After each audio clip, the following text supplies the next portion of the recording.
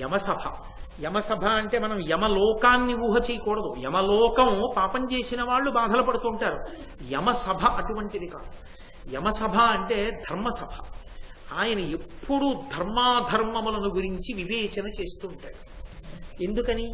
వాడు ఈ పరిస్థితుల్లో చేసిన ఈ కామ పనిని ధర్మంగా తీసుకోవచ్చా మాట్లాడుతుంటాడు. ఎవరితో? దాని మీద చెప్పగలిగిన ప్రజ్ఞాశాలులతో కూర్చుంటాడు. విశ్వకర్మ నిర్మించాడు దాన్ని. శుద్ధమైన బంగారంతో మణులతో కట్టాడు. ఆ సభలో ఎప్పుడూ లోకమునకు సంబంధించినటువంటి ధర్మాధర్మ వివక్ష మీద చర్చలు జరుగుతుంటాయి. అక్కడ పరమకాంతివంతంగా ఉంటుంది. ఎందుకని? అంతటి మహాధర్మాత్ములైన వారందరూ కూర్చుని అక్కడ చర్చ చేస్తూ ఉంటారు.